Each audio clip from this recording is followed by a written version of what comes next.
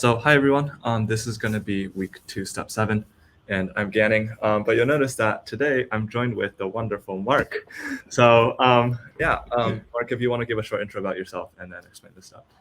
Yeah, sure. Hi everyone, I'm Mark Duiker. I'm a senior developer advocate for Ably, but also very active in the serverless space. Maybe you heard of Azure Functions University or Serverless Days Amsterdam, where I'm a co-organizer of. So I'm very happy to help Big Project out with this bootcamp. Let's have a look at the lesson today. So it's week 2, step 7, and in this step we'll updating the function that we made previously by using the Azure Face API to analyze the image and use the age property and convert that to a generation label, and the generation label will be again used in one step later. So yeah, what are the prerequisites, Ganning? So the overall goal for this is just to be able to text your phone number, an image, and then at the end you'll be able to get back the generation that you're in. And this is just going to play into the step of getting back a song that you want to listen to. Yeah. Good points. Right. Thanks. Yep. You want to just dive straight into coding? Let's do that, Anija. Or we want to fetch the Face API key first. I think we can do the Face API key whenever we get to it, because first we need to use node fetch and pull the image from the URL first. All right. Yep. Okay, cool. So this is the issue right here. I'm just going to try and split screen this real quick. Can you see this fine? I think it's good. Yeah. Cool. Okay. So this is what we have from step 6. And first thing that we're going to do is we're going to need to use node fetch, right? So right now, this URL is, this contains the URL of the image. So whenever we text using our phone to this Twilio phone number, we're going to get back a URL. And we're going to, now we need to pull back that, we need to get the image contained in that URL. So first thing that we're going to do is we're actually going to need to do npm install node fetch, because we need to use the node fetch package. And Mark, if you want to just explain a bit, whoops, that is the wrong package. But if you want to just explain a bit on what, I think, oh wait, that actually didn't. But if you want to explain a bit on what node fetch does. Yeah, so node fetch will actually help us. You can either call a URL with it, and you can do a get, and this is what we're going to use now, because we're going to make a get request to actually get the image to our function. But you can also use node fetch to do posts or updates or deletes. So anything you actually want to do with an URL, you can do with node fetch. Yep, exactly. Okay, cool. So the first thing we're going to do up here, we're going to actually, so we just installed node fetch, but we're going to need to bring that library into our code, right? So first thing we're going to say is we can say const fetch, just like query string, is you can say require node fetch, like that. Same syntax like that. And then, cool. Okay, so node fetch to create a post request. So first thing that we need to do is we're going to need to download this image right here, right? So what we can say is, since we already have this URL, that's very convenient, because we just need to use node fetch to go ahead and grab the image contained within that URL. So what we can say is const resp. You can call this anything you want. I'm just going to call it resp. Yeah, for response. Yeah. Yep. Fetch, and then we can say URL right here, and then we can say we're just going to open this braces. We're going to say method is equal to get.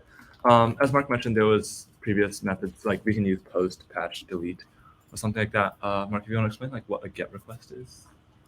The thing we are accessing is a resource, right? So anything behind a link is a resource. So what are we going to do with the resource? Well, in our case, we want to retrieve, we want to get the resource and do something with it. So that's why we're using the get method. So in case we want to put something on a link, so maybe we upload an image, for instance, then we would use the post method, because we are putting somewhere some data somewhere. But in this case, it's let's say rather basic. So we are just getting the resource to that system to work with it. Exactly. Then after that, so once currently RESP just contains a promise. And Mark, you can explain what a promise is in a second. But right after we get that promise, we're going to need to convert this into an array buffer object. So we can say const data is equal to await resp.array buffer, array buffer like that. And Mark, if you just want to explain a bit why we have to convert this to an array buffer and what even is an array buffer, right? Because eventually we're going to be passing this array buffer into our Azure API, and like, just why are we using array buffer? That's a good call actually. I think, I'm not even sure, but I think it's because we have to work with binary data now. So it's not merely a string of text, but we're dealing with an image, which is binary data. So that's why we have to create this array buffer. So this buffer contains all our bits that we are going to send off to the Azure. Yeah, exactly. Okay, cool. So now that we have our array buffer right here, what we can do is we can send this array buffer into our analyze image function, right? This analyze image function right here is all it's going to do is it's going to take in our array buffer and it's going to get return back to us all the data about that image, right? So its emotion, its age, etc. So what we can say is, if you look at the syntax on the left, it's given to us. So first thing we're going to say, async function. Async denotes that this is an asynchronous function. And then async function analyze image. And then we're going to pass in an image right here, which is essentially our array buffer.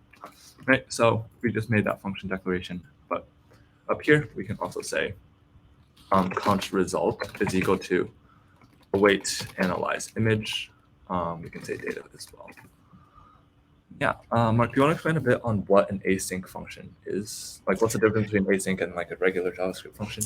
Exactly. Yeah. Well, when you call a regular function, you will expect, and what you will get is you will get an immediate result back, right? So that's called synchronous. So it's like the same for being on a telephone. When you're on a telephone with someone, you say something and then you can respond immediately. Yeah, synchronous functions are not always the best because sometimes it can take a while before a result is there, and if that means that we as a user have to wait for that result to be there, then our user experience wouldn't be that good. So sometimes it's better to work asynchronously. So that means we send over some information, but we don't immediately get back the result.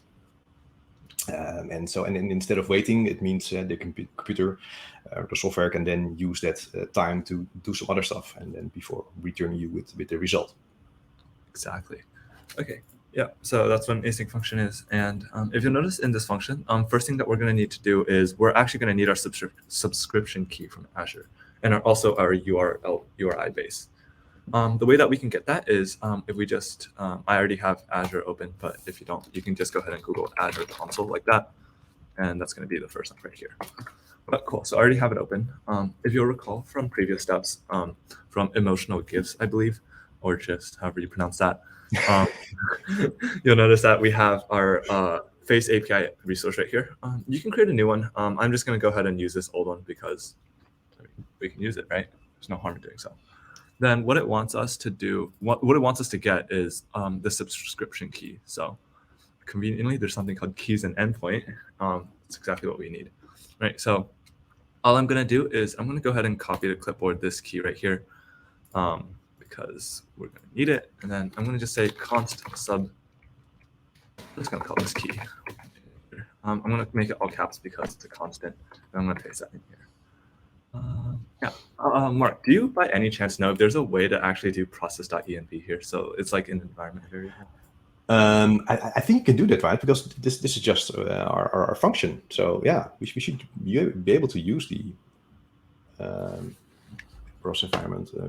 How would we set process.env locally, right? Because I know once we deploy it to Azure, yeah, we can do process.env. But like locally, how would we set that? So in VS Code, we don't have to hard set this key. And then okay. Oh yeah, I did not take into account indeed how to have, if it's also locally, then so when you run it locally, it won't pick up the local the value in the local settings JSON. Is there does it do that? Is there a we I think if you look at the is there a file called local? Yeah, there is. If there's a local.settings.json. Local.settings. Yeah, there. That's not included in Git, but there it is. Yes. So if you in this values array, you can add a new key value pair. So in this case, face API key or whatever. Yep. If I just add it here, will it detect it automatically? Yeah, exactly. And if you use process and then do face API key, then it will see that. locally. Yeah. Okay, cool. We can try that. I never knew that was a thing, so that's really cool. All right.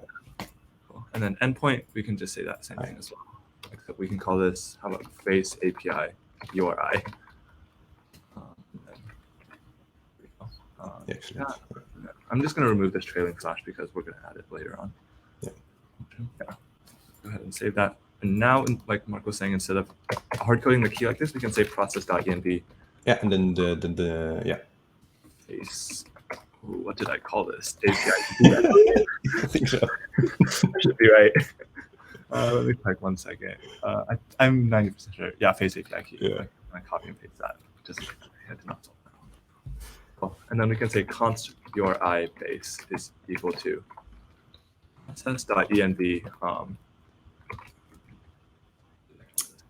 face API URI. Yeah. Cool. And after that, what we can do is we're going to go ahead and create some URL search parameters. And this is so this is all grabbed. We got this all from the face API documentation, if you recall. We'll just open that real quick. Yeah, because it can analyze a lot of different attributes for you. Exactly. Yep. Yeah. So here's the documentation that we're using. Face detect. Does it show it right here? Yeah, there we go. Return face ID. Right. This is what we want. And what are we? Yeah, these are the request parameters, but I think we're looking also for the face attributes that we want. And then yeah, so the face attributes that we can get is age, gender, glasses, emotion. Yep. Yeah, exactly. It's like 20 or so different attributes we can get, but you only need one. Yep. And yeah, so let's go ahead and let's put it right here. So let's say const params is equal to new URL search params. And you can say,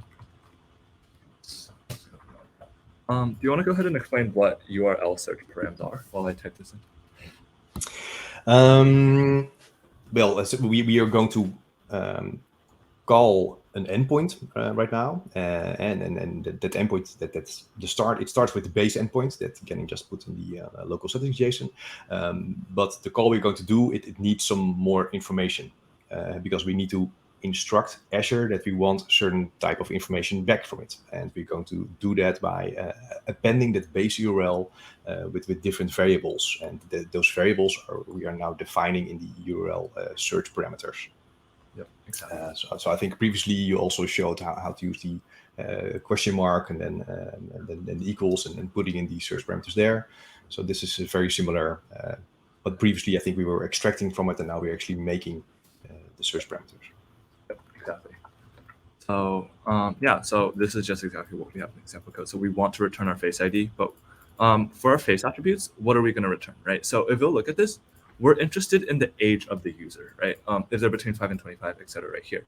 So it would make sense that we want to return their age, right? So if you look at this right here, it says in a comma separated string like this, we can just put age right here. And do you know if we can put this, can we just put age like this, or do we have to have this in like a list form like this? No, I think it's fine. No, because it is really a comma separated string, so it's not actually an array or a list. Yeah. Okay, cool. Yeah. So after that, we have our search parameters and we have our URI base. So you'll notice up here we made a fetch request right here to pull the image. We're going to make another type of request now. It's also using node fetch, but it's going to be a different type of request. I'm going to say const rest is equal to await fetch, and then we can say URI base like that. However, at the end of this URI base, if you remember, we just created these parameters right here, right? And now we're going to need to add this to our URI base, right? So if our URI base is something like www.example.com, we're going to need to append these parameters. So it's something like return face ID is equal to true and return face attributes is equal to age. We need to create something like that right there. Mm-hmm. So after that, what we can say is URI base plus a question mark, right? So this just denotes that we're about to start our, if you think of this almost as like key value pairs, or like it's technically called a query string, but this is where the query string is about to start. So after that, what we can say is just, interestingly, this URL search params has a very nice method called params.toString. So this URL search params has a method called toString. pretty convenient. So it's just going to turn all this into a string. And we're going to go ahead and create this. Ooh, why is it giving me an error? Well, params is defined in the previous function, so I think the scope it is not aware of the params. Isn't params right here?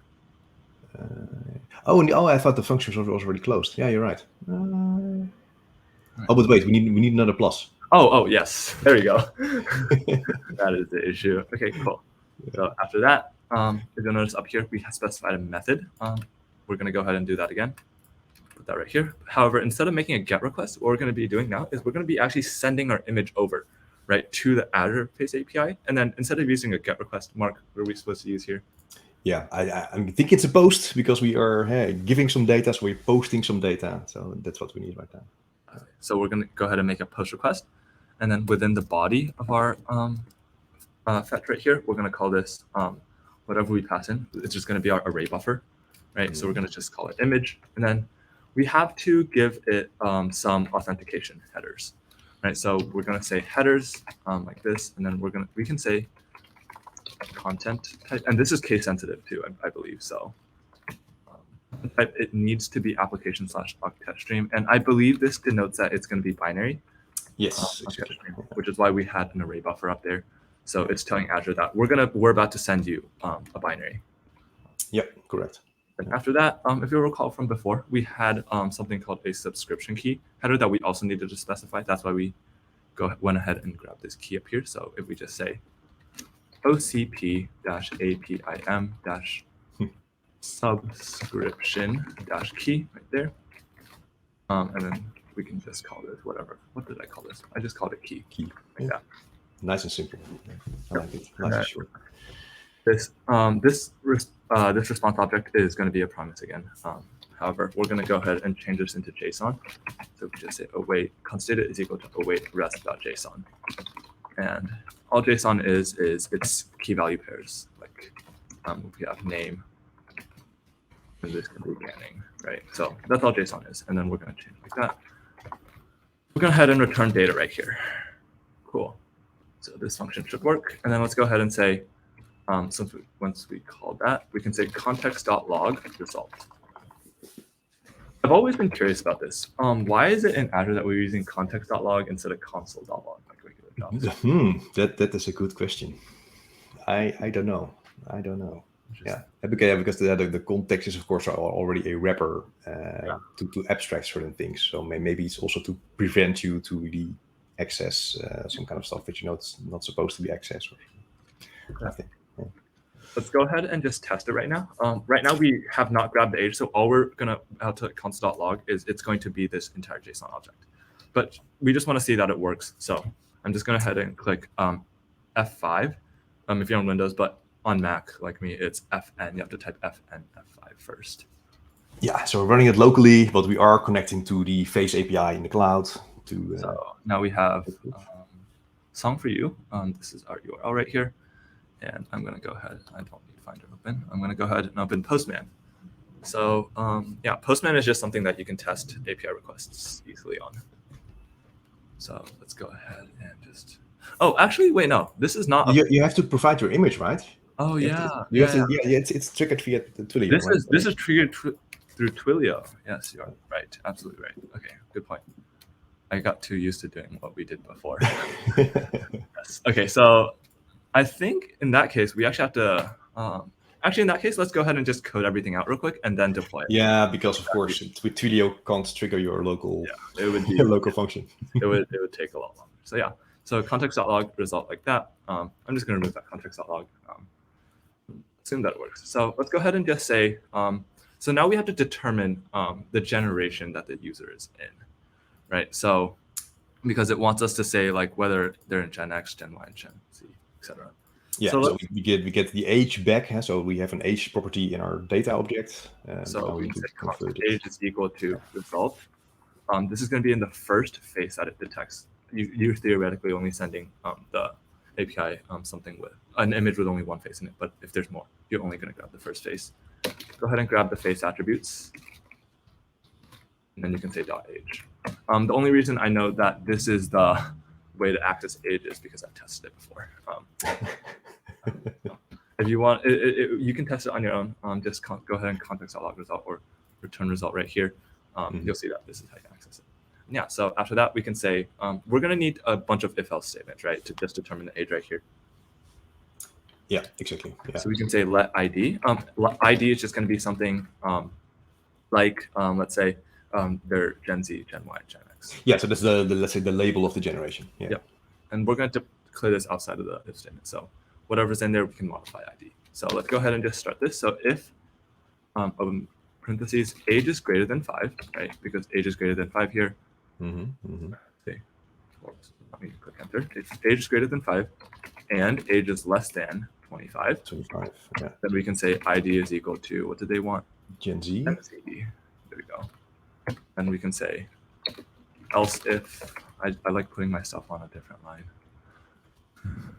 Else if, and then we can put in here, age is greater than 24 and age is less than 41, I believe. And then Gen Y. ID is equal to Gen Y, like that. Then else if age is greater than 40, and then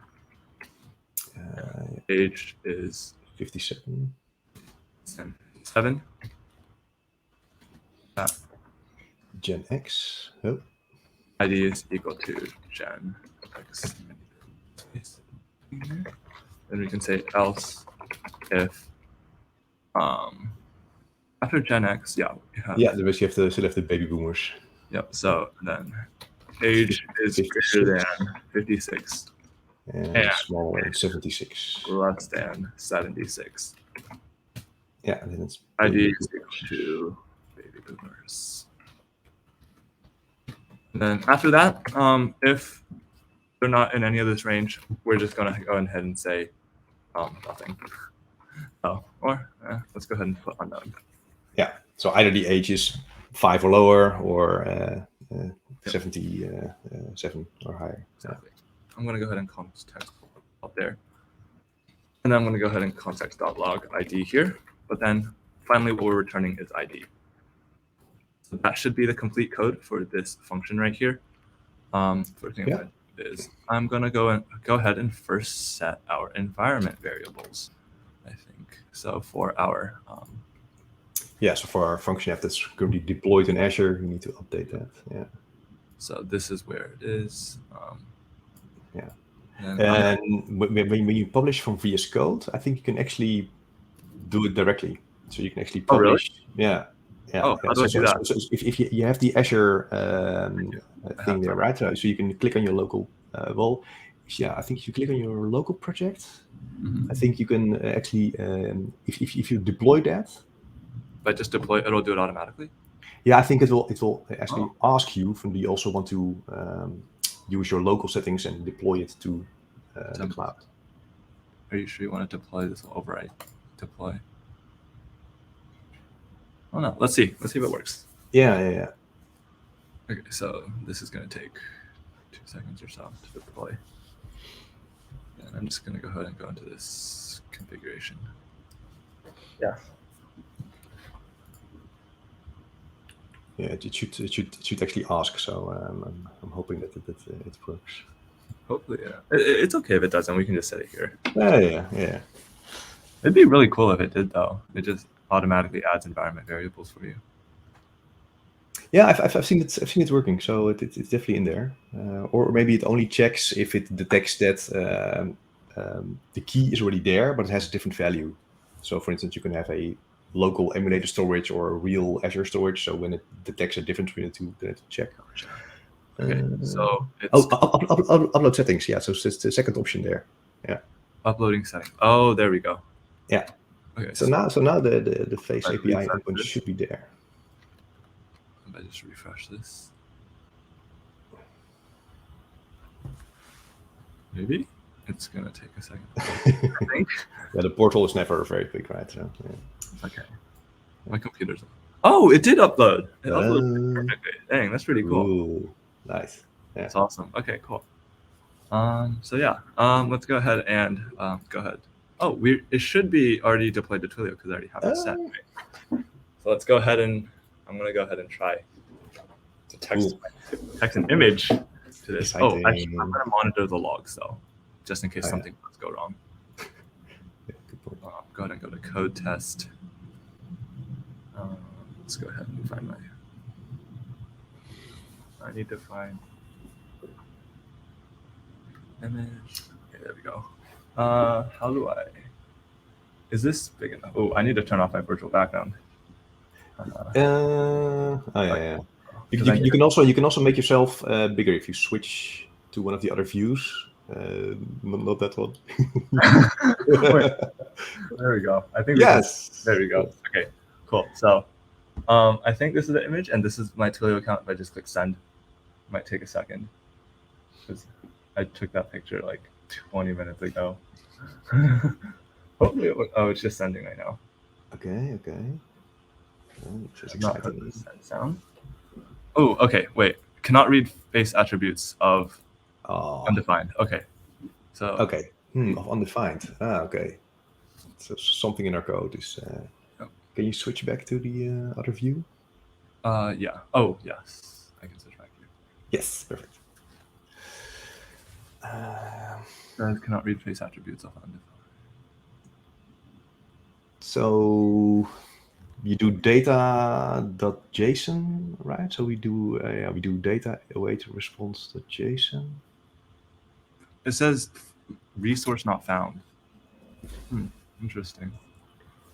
Maybe we should context.log this URI base. 404. Might be that.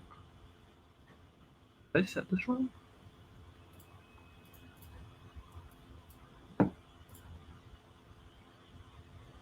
This is interesting. Okay. Oh, I have this right here. Okay. Demo face cognitive services.azure.com. Why is it giving us an error right here? So it gave a 404 for the URI that we are about to fetch, right? Yes. This thing might just be undefined, is my guess. But I mean, I think we set it correctly under environment variables, right? Yeah, check if it's there in the configuration. Yeah, face API URI right here. Yeah, click on it contains the link. Yeah. This is what we have. That looks okay. Yeah. Should I just try context.logging this and then deploying it? Yeah, again? exactly. See if it's there. Yeah, indeed. Yeah. Go ahead and deploy this. Okay. Interesting. Yeah. Yeah, or you could even trigger this locally to see if at least, then of course we still have the local settings versus cloud settings. Yeah. I think this logic up here is correct though. It's just the analyze image function that's giving us an error right here. URI base. Yeah, and are we concatenating? Yeah, we do need a base, question mark, parameters.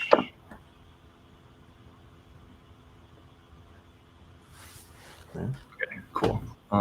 That's done. I'm gonna go ahead and just refresh this. So I can access the logs again.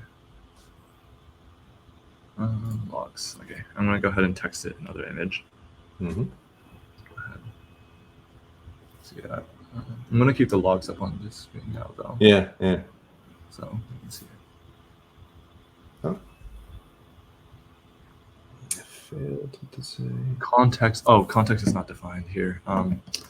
We need to pass in context because we have to do context.log.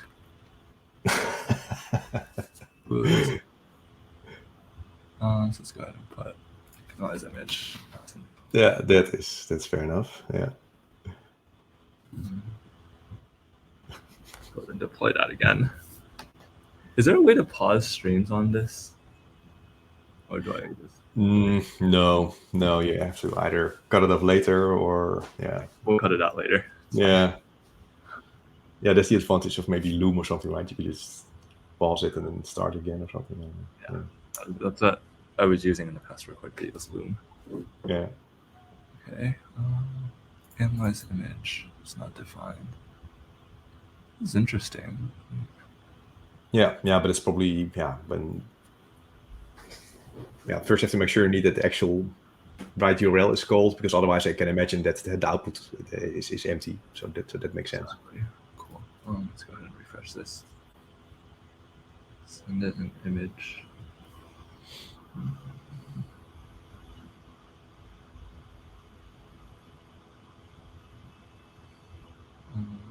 Where is logs? Logs, there we go. Okay. Connected. And then this is an image. Okay.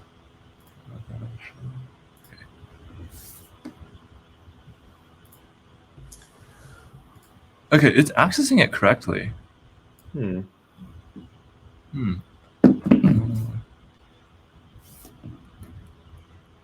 Maybe we should try putting all this together. Yeah. I do know that the Face API has a dedicated client as well, a dedicated package. And so right now we're calling the REST API, which should also work, by the way. But there's also another Node package you can install to do this. I think we did this in the past as well. So. Oh yeah, true. Yeah, you used the Face API before. Yeah. So anything weird we did with the URI then? Like this. I'm gonna add the these parameters that we're doing down there to it. Yes. Oh, it's gonna say params, it's not defined. I need to put that down here. Yeah. But, this is strange. 404. So 404 is like, did they just not find the URL? Yeah, exactly. Yeah. It's not even saying authentication error. No, exactly. No, it means, so there could be a typo in the URL or something. But yeah, you copy pasted it, right? So yeah. Demo Face API. This should be exactly what this. There's no spaces in there or anything. The only difference is a slash at the end. I don't know if that'll make a difference though. I don't think it should, but no. Yeah.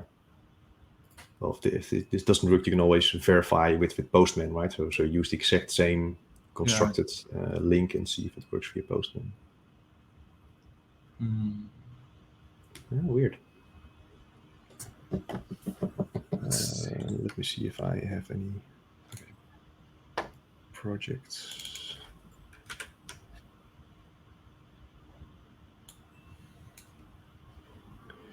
No.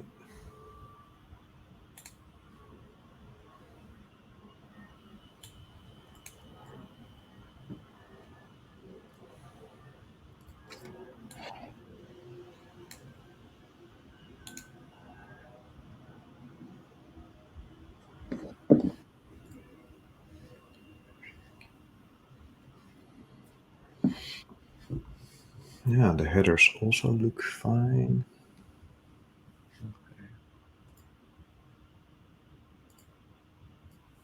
Okay, this is the entire URL that we're doing.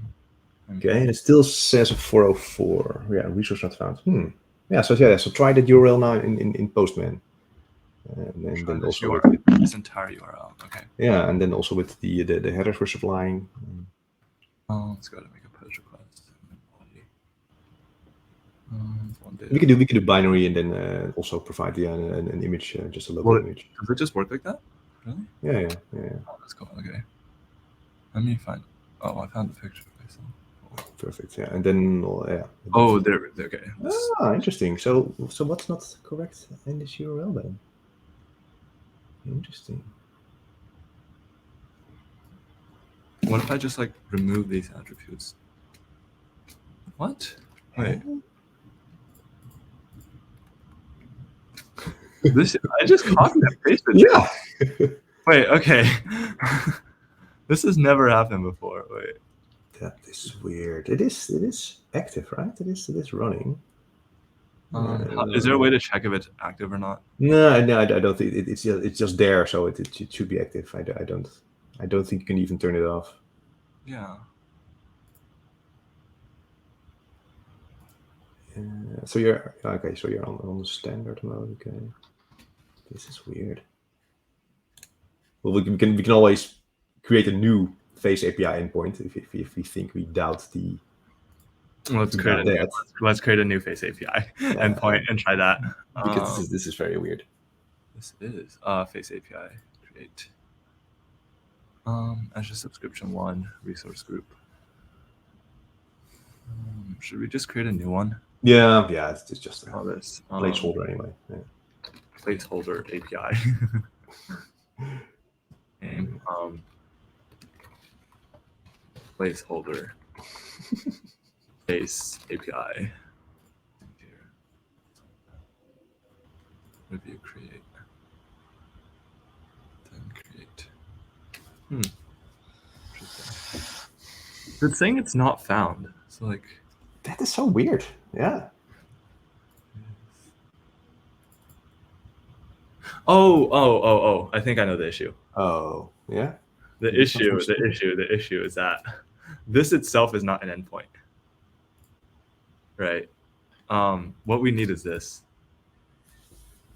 If we look at their documentation. Oh, yeah. Okay, yeah. We need to add this Crap. And this is exactly why I use their npm package. Yeah, it just prevents errors like these. Yeah, exactly. Okay. That's a silly one. Okay. The wonders of live coding. Okay. Let's see if this works. Read the documentation. Yeah. It is. Okay. Hopefully this works. Oh yeah. So you updated the URI base now. Perfect. I just added that to this. Yeah. And then we're adding. Need to read the documentation more.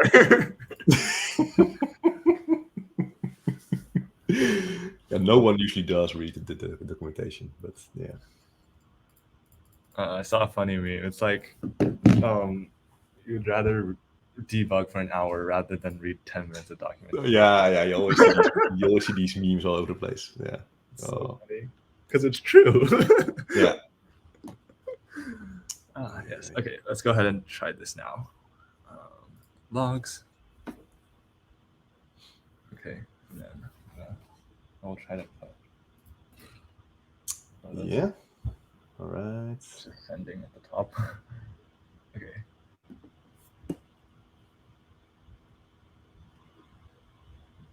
Gen Z. Cool. I'm not that old, which is good. Hey, it works. Yeah, but yeah, so that's the code for this step. Yeah, I think, is there anything else that you want to add, Mark, before we end this video? Or? No, well, had the devil is in the details, right? So make sure you do need a proper string concatenation, right? So putting all the stuff together in the right places, that is really tricky. Or indeed try to find a package which abstracts stuff a bit more for you, so you don't have to do raw REST calls and use some client SDK for it. But yeah, right? I'm glad we got it working eventually, even though we could have just read the documentation earlier. Yes. Yeah. Okay. That is it for week 2, step 7. Yeah, please let us know if it helped.